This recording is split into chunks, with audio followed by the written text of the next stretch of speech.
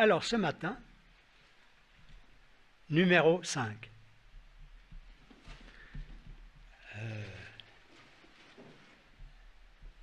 Je vais continuer d'utiliser Genèse 1 pour démontrer que l'action de Dieu au commencement, tout au commencement sur le plan matériel de la création, peut donner lieu à des applications. Des applications sur le plan spirituel et pratique pour l'homme, pour le chrétien en particulier. Et même pour l'Église universelle ainsi que oui, bien entendu, pour les églises locales. Donc tout ça, c'est une répétition que je dis maintenant, parce que on avance dans cette réflexion du livre de la Genèse qui nous introduit dans les origines de toutes choses.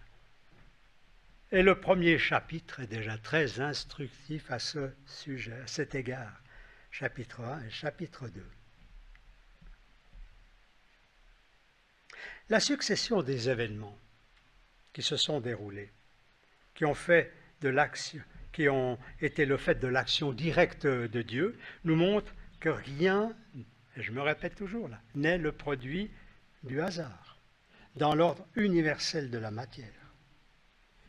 À ce titre, je dirais que ce chapitre est aussi comme une illustration de l'action de ce que Dieu peut faire, effectuer dans l'être humain, peut et veut, effectuer dans l'être humain. Qu'est-ce qu'il veut faire? Il veut faire une œuvre de salut et une œuvre de perfectionnement. Ce sont sur ces aspects que je me suis déjà arrêté particulièrement et précédemment. Alors, je reviens bien en arrière, je me répète, lors des prédications précédentes, 2019, 2020, 2021, 2022. C'est pourquoi j'ai dit numéro 5. Bien sûr, on ne se rappelle pas de tout ce qui a été développé, mais ce n'est pas ça qui est important, parce que ce qu'on va voir, c'est une nouvelle partie aujourd'hui. Un Dieu qui crée, on avait vu, un Dieu qui parle, on avait vu un Dieu qui voit, un Dieu qui sépare, et un Dieu qui appelle, et un Dieu qui fait. Alors ce matin, nous continuons de parcourir le début du livre de la Genèse et en regard de ce que je veux souligner, je vais vous le dire tout de suite en lisant le texte, on va lire, ou je vais vous le lire, vous pouvez tout simplement écouter, suivre, c'est dans la version second 21. Je lis Genèse 1, versets 14 à 19. Au verset 14, il est dit, Dieu dit, qu'il y ait des luminaires dans l'étendue du ciel pour séparer le jour de la nuit. Ils serviront de signes pour marquer les époques, les jours et les années, ainsi que de luminaires dans l'étendue du ciel pour éclairer la terre. Et cela se passa ainsi. Dieu fit les 2 grands luminaires, le plus grand pour présider au jour et le plus petit pour présider à la nuit. Il fit aussi les étoiles. Dieu les plaça dans l'étendue du ciel pour éclairer la terre, pour dominer sur le jour et la nuit, et pour séparer la lumière des ténèbres. Dieu vit que c'était bon. Il y eut un soir, il y eut un matin, ce fut le 4e jour.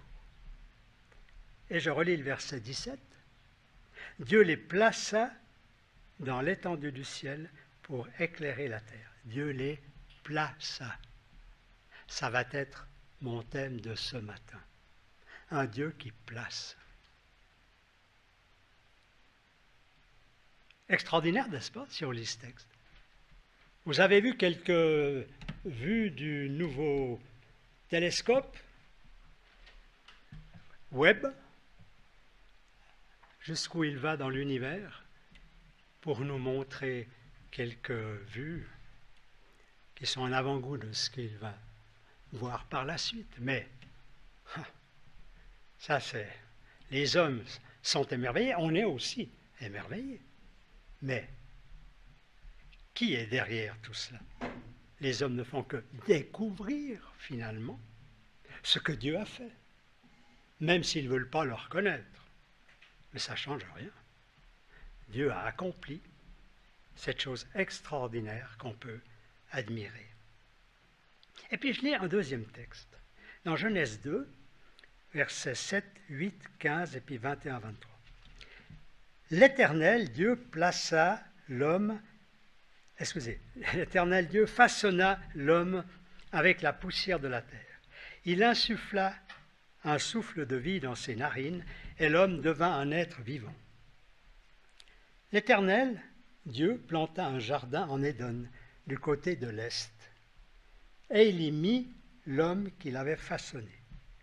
Puis j'ai marqué entre guillemets, entre parenthèses, il plaça l'homme qu'il avait façonné. Et au verset 15, il a dit, pourquoi je dis ça? Parce qu'au verset 15, l'Éternel Dieu prit l'homme et le plaça dans le jardin d'Éden pour qu'il le cultive et le garde.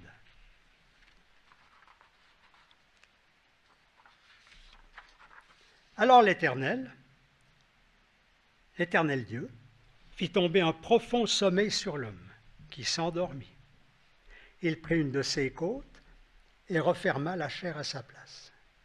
L'Éternel Dieu forma une femme à partir de la côte qu'il avait prise à l'homme, et il l'amena, et j'ai marqué entre parenthèses, plaça la femme vers l'homme.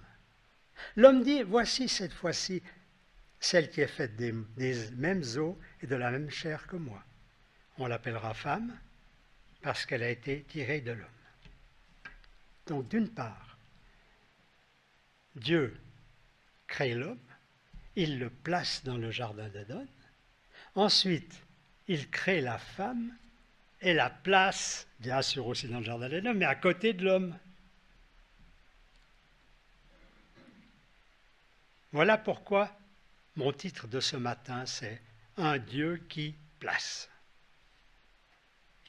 Alors, dans ces textes bibliques du livre de la Genèse, les verbes « placer »,« mettre »,« amener » sont synonymes dans le sens de « placer ». C'est la même chose.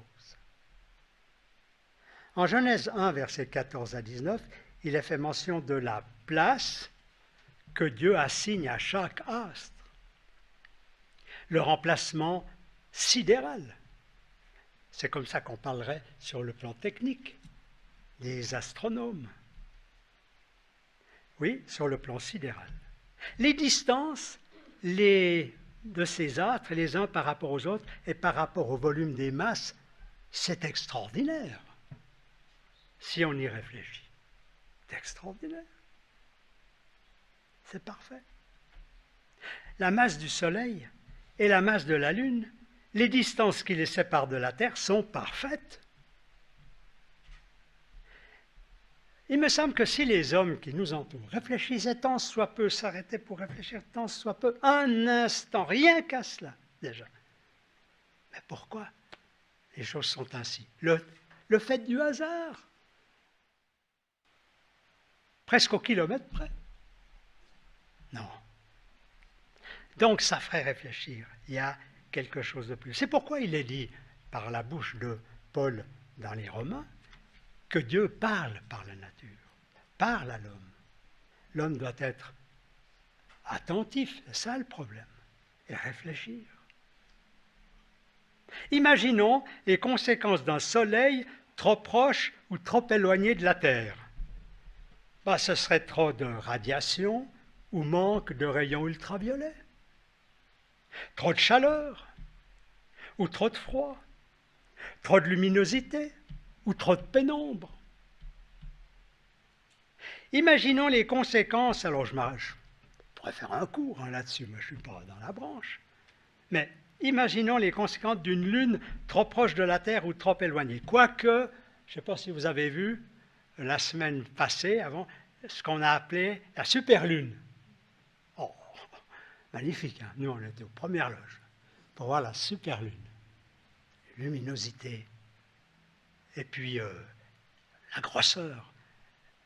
C'est exceptionnel, de temps en temps, il y a cela, parce que c'est elliptique, la Lune autour de la Terre. Et puis selon comment elle est placée, aussi avec le Soleil, ça donne un relief extraordinaire. Voilà. C'est une petite parenthèse. Et imaginons les conséquences d'une lune trop proche de la Terre ou trop éloignée. C'est un déséquilibre des masses entre elles. On aurait un bouleversement du régime des marées, total. Trop de luminosité la nuit, ou bien pas assez. Tout est parfait. Dans l'univers, tout est harmonie parfaite entre l'infiniment grand et l'infiniment petit. J'avais déjà souligné une fois cela. Je le répète, il y a un film de l'Institut Moody, mais qui est vieux. On montrait ça aux jeunes, à Eisenfloor en son temps.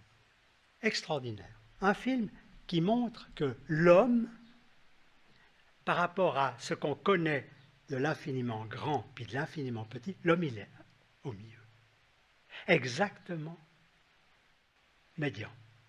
C'est assez extraordinaire, mais bon, c'est ce film qui le montre avec des éléments techniques, des éléments scientifiques. Donc, l'équilibre est parfait. L'homme placé dans son environnement terrestre est sidéral. C'est pourquoi nous pouvons louer Dieu pour ses œuvres visibles dans sa création. Je vous cite simplement 2 passages de psaumes. On connaît bien le psaume 146, verset 6. « Il a fait le ciel et la terre, la mer et tout ce qui s'y trouve. » Il faut le croire, mais on le croit, puisqu'on est ses enfants, on a accepté le Seigneur, on croit toute sa parole, on croit tout ce qu'il a fait, on croit tout ce qu'il a dit. Psaume 148, je vous lis les versets 3 à 6. « Louez-le, soleil et lune. Louez-le, vous toutes étoiles lumineuses. Louez-le, cieux des cieux, et vous les eaux qui êtes au-dessus du ciel. » Je m'arrête ici parce que ça m'a arrêté. Je dis, mais qu'est-ce que ça peut bien vouloir dire?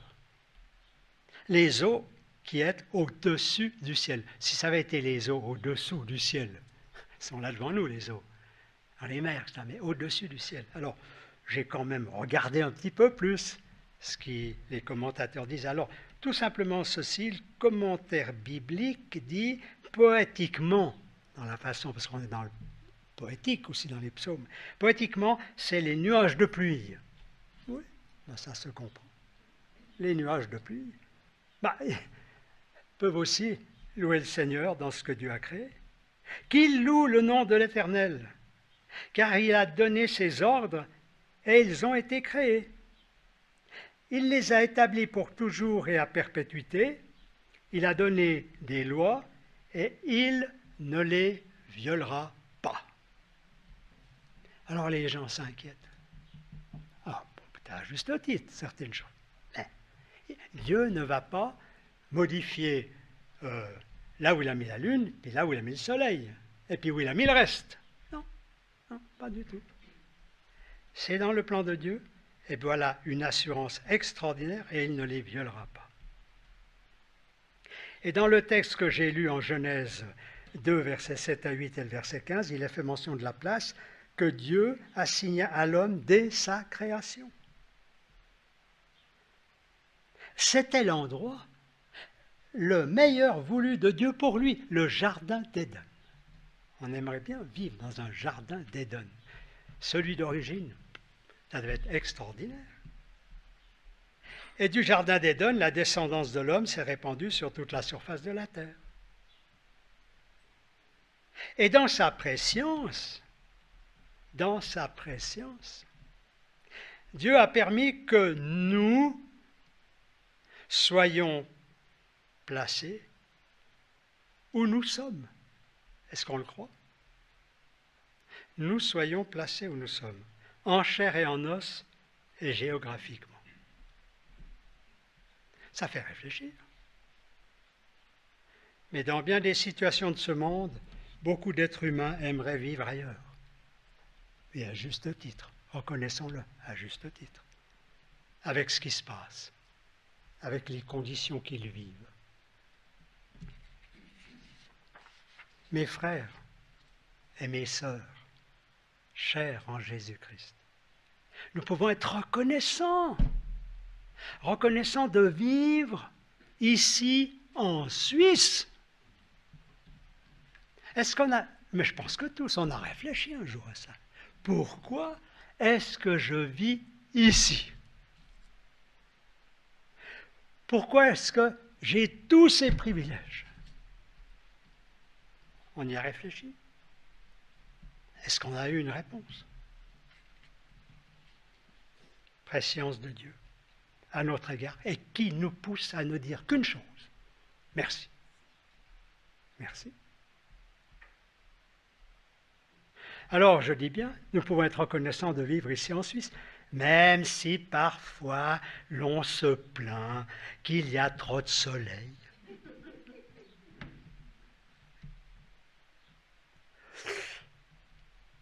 Qu'il y a trop de chaleur. D'autres fois qu'il y a trop de nuages. Il y a trop d'humidité. Ou il fait trop froid. Ou bien c'est la sécheresse. Oui, c'est cela. Bon, vous comprenez que je pastiche un peu tout ça, quoi. Mais c'est vrai. Est-ce qu'on ne sait pas? On ne se plaint pas? Trop? Ou bien, même quant à l'environnement social, hein, il y a la ville, bon, si on habite en ville. Des fois, ça nous arrivait avec Marianne, quand on voyageait en train, puis qu'on regarde par la fenêtre, puis qu'on voit où les gens habitent. On se dit, mais quel privilège on a. Et ils ont le chemin de fer, ils ont du bruit, ils ont une route, oh là là. On dit, mais quel privilège on a. Il y a la campagne. Je pense que personne ne va se plaindre que c'est trop silencieux, j'espère. Puis qu'il y a le chant des oiseaux, j'espère, non?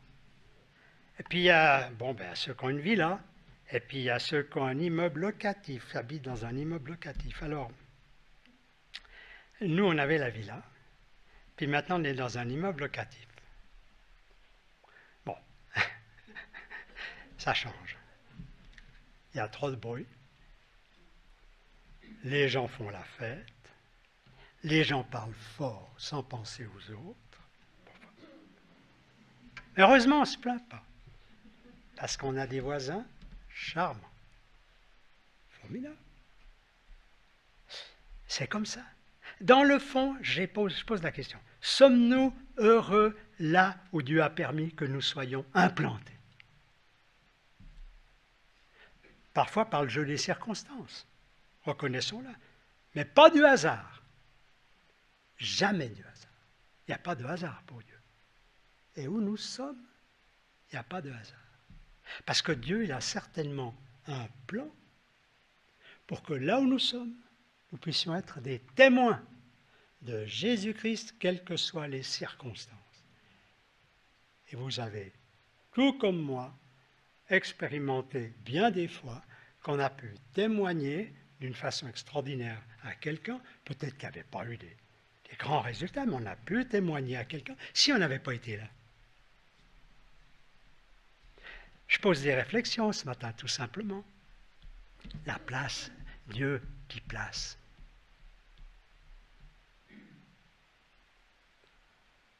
Et puis, j'ai dit pas du hasard, mais que ce soit pour des raisons ethniques, nationales, familiales, professionnelles, pastorales, ecclésiales, c'est-à-dire l'Église où l'on est engagé. C'est aussi à réfléchir, c'est important. Et puis, je fais une petite parenthèse. En parlant de professionnels, parce que j'ai marqué cela, n'est-ce pas, que ce soit pour des raisons professionnelles, j'ai pensé à Adam, qui avait reçu mission professionnelle. On a réfléchi à cela? Reçu mission professionnelle. De cultiver et garder l'endroit où il avait été placé. C'est le premier jardinier, c'est le premier paysagiste, c'est le premier cultivateur. Oui. Professionnel. Dieu ne l'a pas placé là pour rien faire.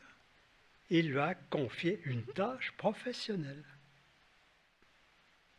Alors, je propose qu'on chante, avant d'aller plus loin. Le numéro 708, les sources de vie, pour toutes tes œuvres merveilleuses, de ce qu'on vient de voir, pour toutes tes œuvres merveilleuses. Alors, j'ai dit que Dora, elle avait bien choisi ses chants, tout en sachant, non, ne sachant pas ce que j'allais dire. Alors, merci Dora, tu as été conduite. Pour toutes tes œuvres merveilleuses.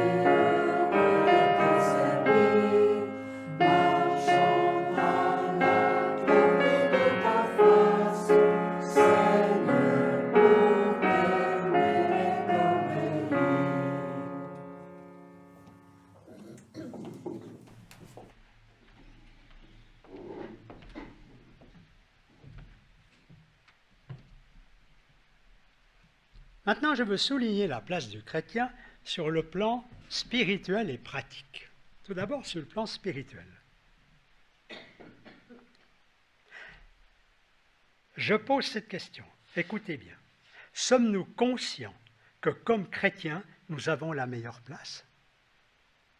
Sommes-nous conscients que comme chrétiens, nous avons la meilleure place? Je vais vous le lire. Éphésiens 2. En ce moment, avec Marianne, on lit dans l'Épître aux Éphésiens. Avant, dans les Galates, on a passé aux Éphésiens. Alors, on est dans cette partie maintenant. Alors, Éphésiens 2, versets 4 à 7. « Mais Dieu est riche en compassion. À cause du grand amour dont il nous a aimés, nous qui étions morts en raison de nos fautes, il nous a rendus à la vie avec Christ. C'est par grâce que vous êtes sauvés. Il nous a ressuscités et fait asseoir avec lui dans les lieux célestes en Jésus-Christ. Il a fait cela afin de montrer dans les temps à venir l'infinie richesse de sa grâce par la bonté qu'il a manifestée envers nous en Jésus-Christ. Je souligne, assis avec lui dans les lieux célestes, la meilleure place. Je dis bien, je parle maintenant sur le plan spirituel. Parce qu'on n'y est pas encore assis à cette place.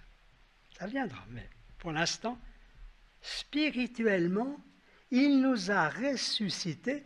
Bon, sur le plan intérieur, on est ressuscité puisqu'on a accepté Jésus-Christ, on a accepté son œuvre, on fait partie intégrante de l'œuvre complète qu'il a accomplie pour nous, on fait comme part déjà de cette résurrection, et fait asseoir avec lui dans les lieux célestes. Oui, l'Épître aux Éphésiens, c'est élevé, c'est vrai, c'est splendide, mais c'est cela. Je fais simplement cette remarque. Dans l'expression « les lieux célestes » sont mentionnés 3 fois dans l'Épître aux Éphésiens. Chapitre 1, verset 3, verset 20, et puis chapitre 2, verset 6. 3 fois. Et on a dit effectivement que l'épître aux Éphésiens, c'était l'épître des lieux célestes, mais aussi avec des parties pratiques. Je lis aussi Jean 14, versets 2 à 4.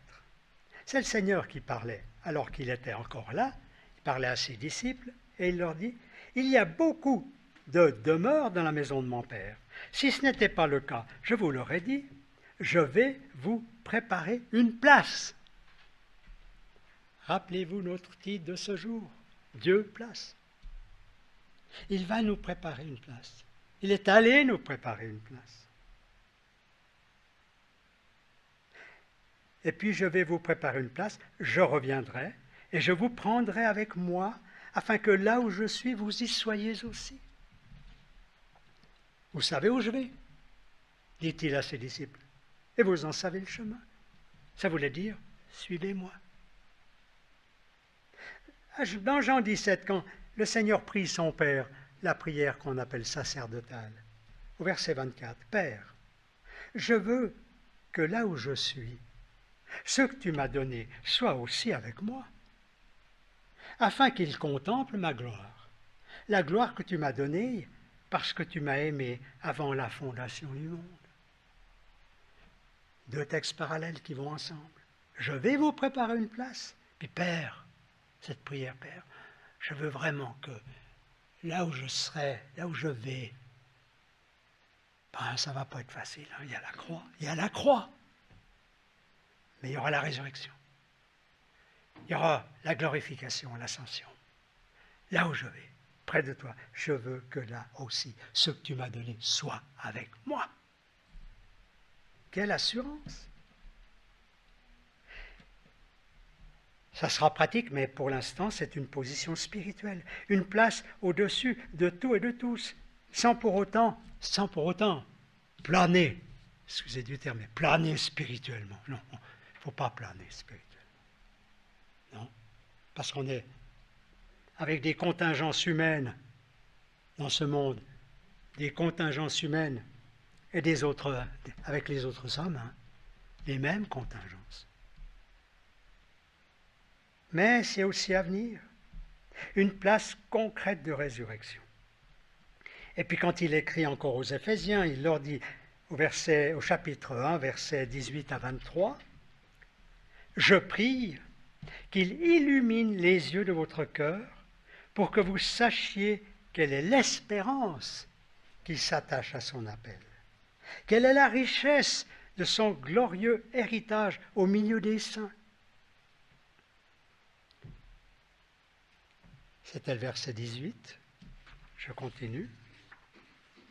Verset 19. « Et quelle est l'infinie grandeur de sa puissance, qui se manifeste avec efficacité par le pouvoir de sa force envers nous qui croyons.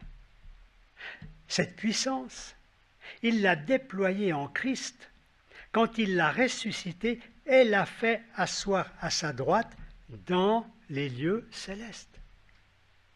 Au-dessus de toute domination, de toute autorité, de toute puissance, de toute souveraineté et de tout nom qui peut être nommé, non seulement dans le monde présent, mais encore dans le monde à venir.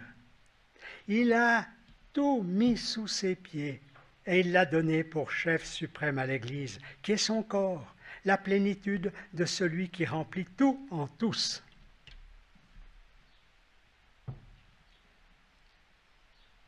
C'est quoi cette expression, les lieux célestes? Eh bien, c'est une position d'identification à Christ. Position déjà acquise par son œuvre de salut et de sanctification aussi pour nous, où nous sommes appelés à entrer pleinement depuis qu'on l'a accepté. Mais on a tous fait jusqu'à maintenant l'expérience que ce n'est pas du jour au lendemain. On grandit dans la foi, on grandit dans la vie chrétienne, on grandit dans la sanctification. On va de plus en plus loin avec le Seigneur. Des fois, c'est vrai, on aimerait que ça soit mieux, que ça soit plus vite. Mais c'est vrai, on doit marcher de progrès en progrès. Comme il est dit, tout n'est pas du jour au lendemain. mais tout est dans la direction de ces lieux célestes. Cette expression, les lieux célestes, c'est une position d'identification à Christ, position déjà acquise par son œuvre de salut et de sanctification, où nous sommes appelés à entrer pleinement.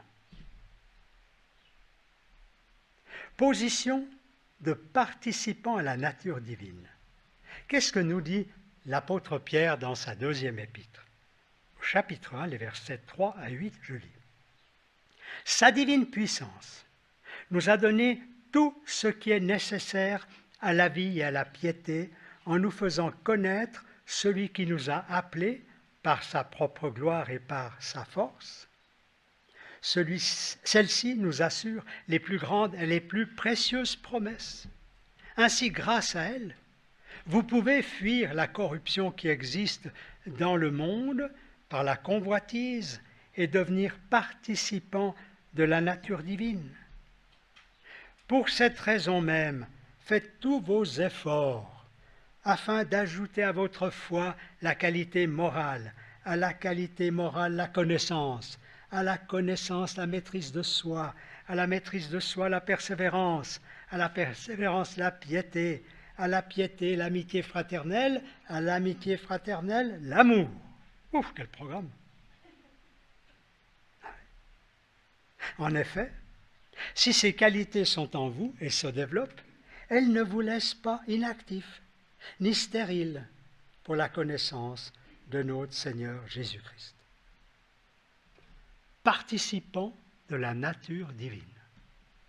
Plus, il y a une position d'identification à l'état de vie en Christ. C'est Paul qui écrit aux Colossiens.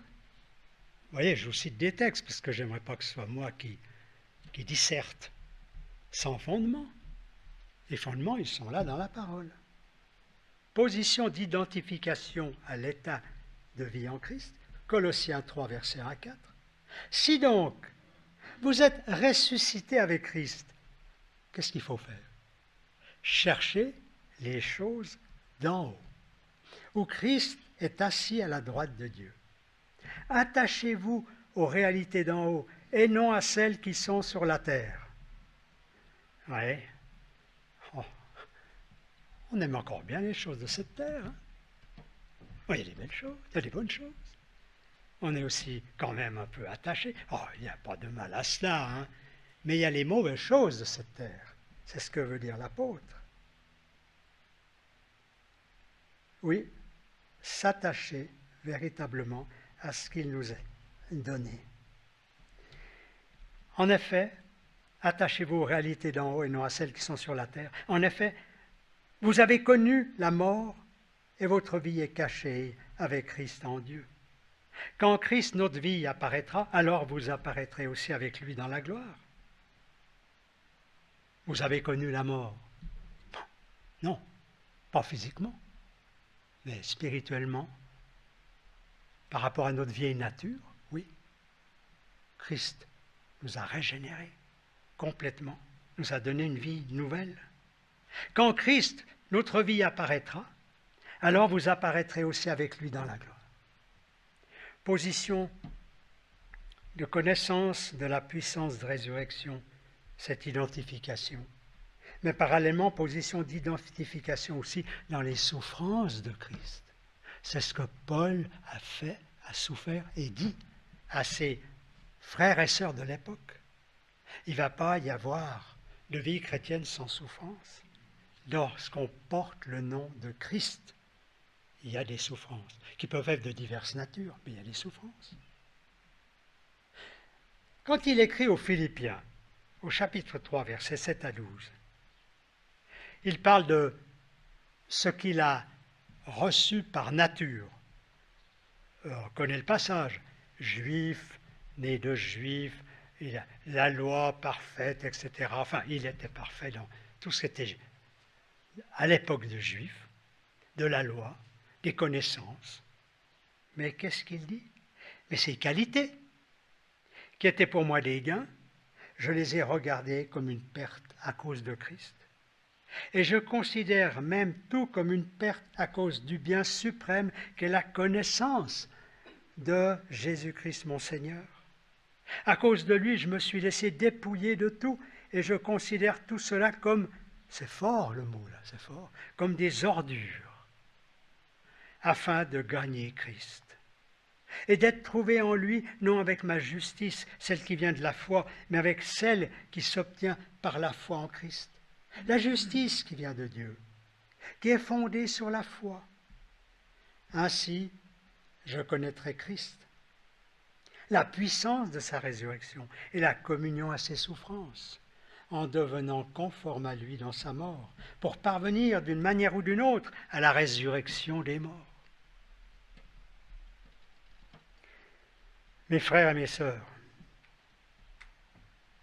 nous pouvons être reconnaissants, vraiment reconnaissants, de tout ce que l'apôtre Paul nous a légué, vraiment, dans ses écrits si profonds, vécus par lui-même.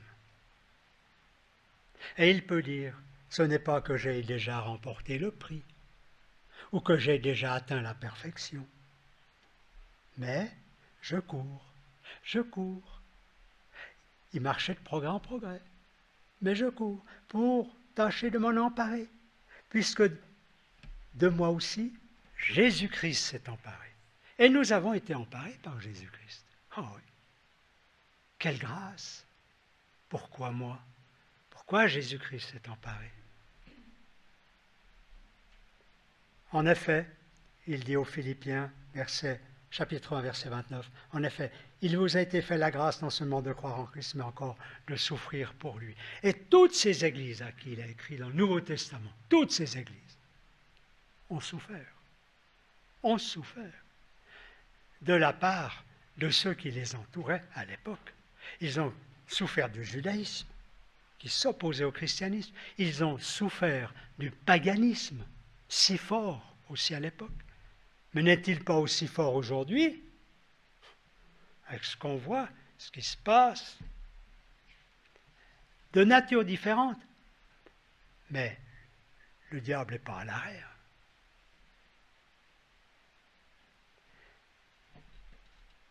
Romains 8, on connaît bien ce texte, versets 16 à 18.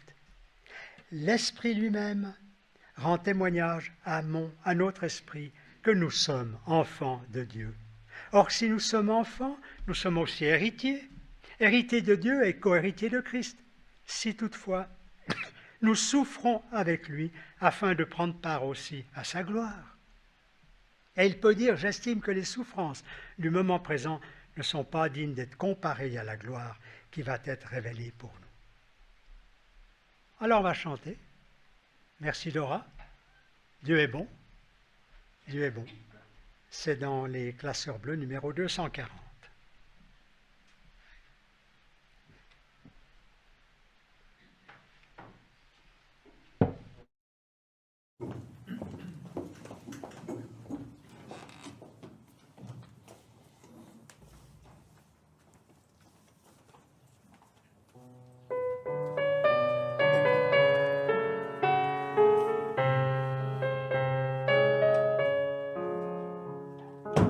Dieu est bon.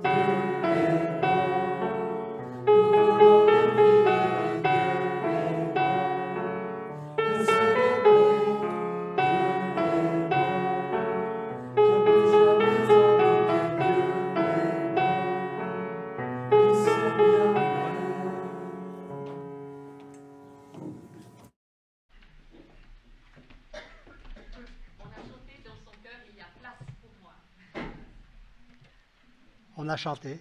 Dans son cœur, il y a place pour moi. Oui.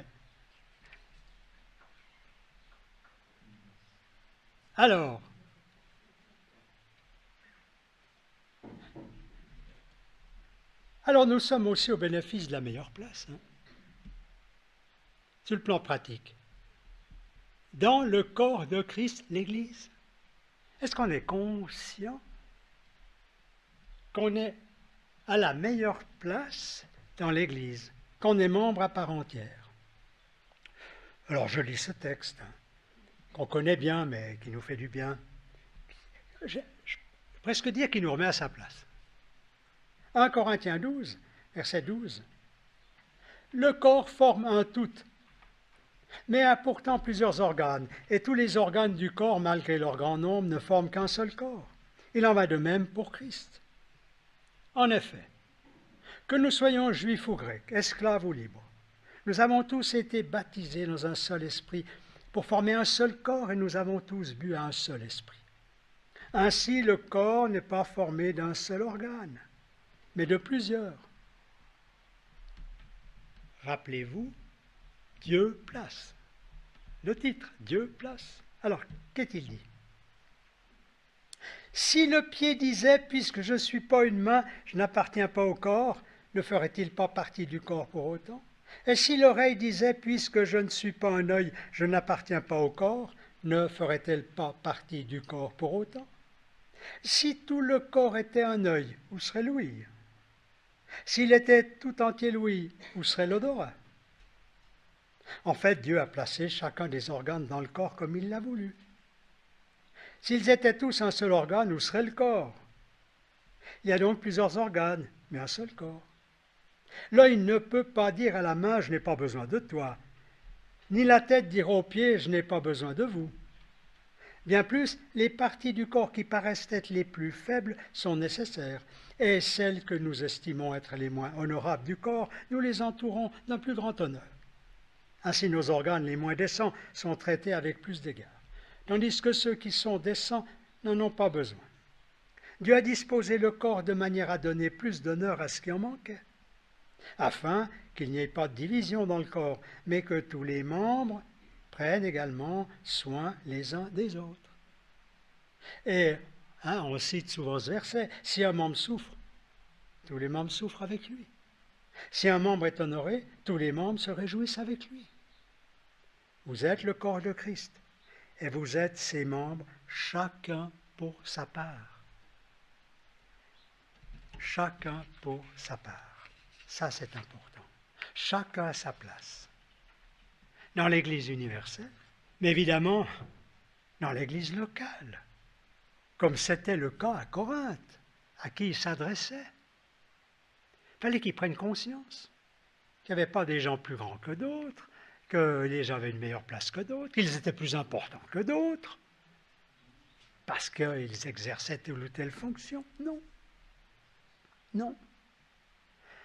Sommes-nous sensibilisés au fait que nous faisons partie du corps, l'Église, mais que nous faisons partie, pour être pratique, d'une Église locale, et que c'est un privilège?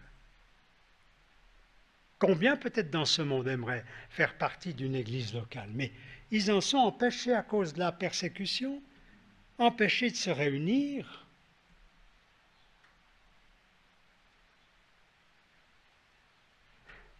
Je pousse un peu le bouchon, excusez du terme, je pousse un peu le bouchon. Ou bien nous sentons-nous mal à l'aise. Certaines personnes peuvent éprouver ce sentiment. Mais oui. Mais alors, quelle en est la cause? C'est ça qu'il faut chercher. Qu'est-ce qui est à remédier pour qu'il y ait peut-être plus d'amour fraternel, plus de relations, plus d'amitié, plus d'égard? Peut-être. Bon. Est-ce en réalité parce que la personne ne s'est jamais intégrée ou engagée aussi?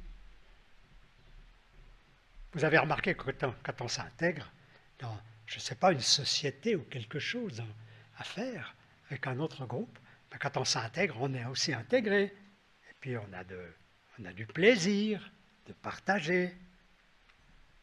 Mais c'est dans la mesure où on s'engage et qu'on partage. J'ai dit que je pousse un petit peu, ou bien la personne pense que c'est mieux ailleurs. On a peut-être pensé ça, hein, parfois nous, que c'est mieux ailleurs. Mais il y en a qui pensent que c'est mieux ailleurs. Il n'y a pas d'église parfaite. Là, il faut se dire, de toute façon. Alors, donnons nos forces au sein de l'église locale pour la gloire de Dieu et non de nous-mêmes. Je vous rappelle le titre, Dieu place. Il nous place là où nous sommes. C'est un privilège et un privilège de pouvoir le partager et de pouvoir s'intégrer. Alors, donnons nos forces au sein de l'Église où Dieu nous a placés. Pas pour nous, pour la gloire de Dieu. Et je crois que dans la mesure où nous aurons saisi de mieux en mieux ce que signifient les lieux célestes pour notre vie spirituelle et pratique en tant que chrétien, pour la place que Dieu nous assigne, alors que nous sommes encore ici-bas, eh bien, le Seigneur sera tout simplement honoré. Honoré, béni, sanctifié. Dans la mesure où nous nous réjouirons de plus en plus de la place que Dieu nous réserve, notre vie chrétienne prendra un relief particulier. C'est peut-être ça qui me manque, c'est peut-être ça qui nous manque. Prendre un relief particulier. Alors, la réalité du titre que j'ai souligné ce matin, un Dieu qui place, prendra toute sa valeur. Toute sa valeur. C'est vaste, hein, j'en conviens. J'ai développé beaucoup de choses. C'est très vaste. Mais Seigneur, un pas après l'autre. Et que le Seigneur nous bénisse déjà aujourd'hui, dans la semaine qui vient, qu'il nous aide à réaliser cela. Quels sont nos privilèges. Amen.